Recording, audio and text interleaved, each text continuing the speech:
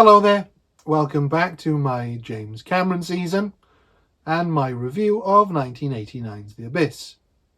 This is where we get our first look at James Cameron's passion for the sea, with the exception of Piranha 2.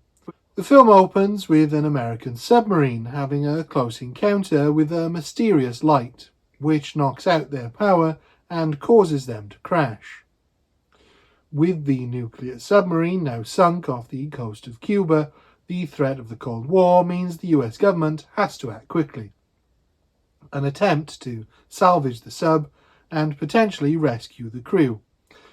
In these extraordinary circumstances, the government has no option but to enlist the help of a ragtag team of oil drillers, but all does not go according to plan, and they make a shocking discovery.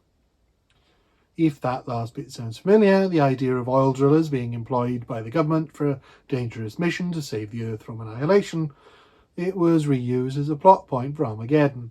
What Cameron once again achieves with The Abyss is the merging of two somewhat unconnected genres to create a film greater than the sum of those two genres. Now, mild spoilers ahead, so please be aware of that if you haven't seen the film. As Cameron had already done with Terminator, where he blended sci-fi with a slasher movie, and in Aliens, where action film met horror movie, here a disaster movie has a close encounter with extraterrestrials. As a result of the genre blending in this film, it has the feel of a Twilight Zone episode, although perhaps one with a slightly larger budget, as it's more about the human condition than it is the spectacle of the disaster or the aliens of the deep. While it retains some of Cameron's anti-nuclear themes that permeate his other films, this only serves to feed into the greater theme that humans should spend far less time trying to kill each other and more time making positive connections with the rest of humanity. I'm switching off now. Bye-bye. Oh, okay, Virgil, you wiener. You never could stand up to a fight.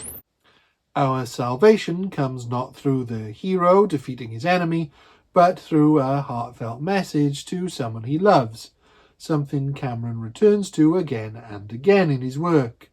I know how alone you feel, but I'm there in the dark with you.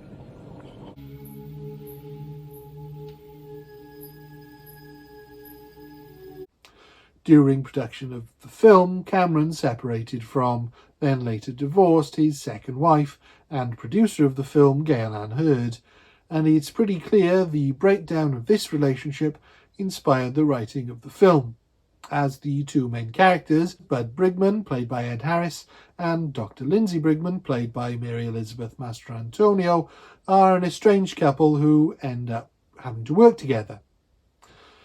In that respect, it feels like Cameron is making a somewhat misguided effort to build bridges with Hurd, and it's an indication of something that Cameron recently reflected on, his own immaturity at this time. This is not just reflected in his somewhat childish attempt to solve his relationship issues by writing them into his script. This impulsiveness and recklessness is no more evident than in the making of The Abyss, where the horrific mental toll making this film took on its actors, who Cameron expected to spend many hours at a time actually filming underwater, as he and the crew were doing the same. This led to stars Harris and Mastrantonio mostly refusing to talk about the film, or at the very least talking about it very negatively.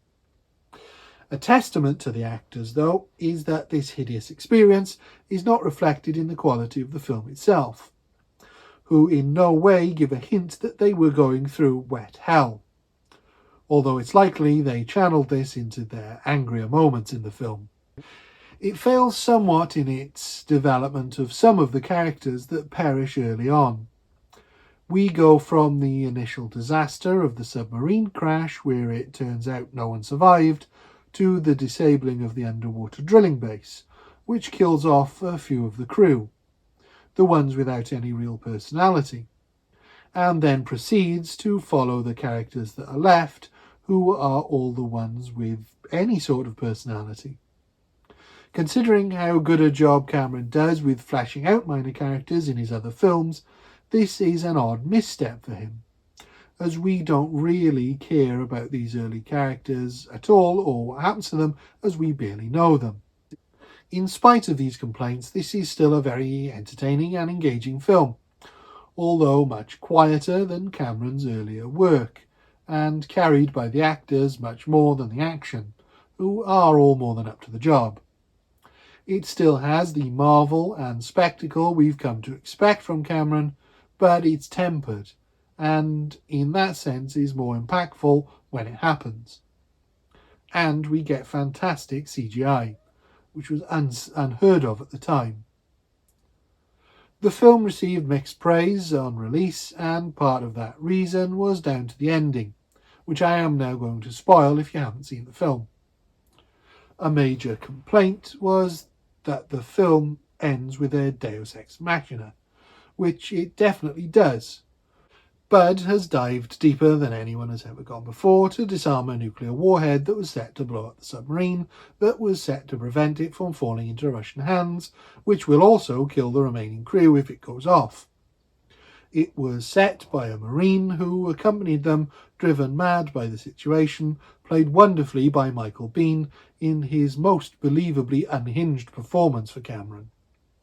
Bud does manage to disarm it, but doesn't have enough oxygen to get back, and so is waiting to die, leaving a final message of love and reconciliation for Lindsay. He's saved at the last minute by the aliens, who finally make contact and return him and the crew to the surface. Personally, I have no problem with the Deus Ex Machina used here, because to me the film feels like it's earned it. The only thing it actually changes about the outcome of the rest of the film is that it saves Bud. It's actually just a way to introduce the aliens to the world, and what's more interesting is the implications that this contact will have for humanity, not that they have saved this one person. It's not my favourite Cameron film, but it is still very entertaining, and perhaps more personal than any of his other work. Thank you. Goodbye.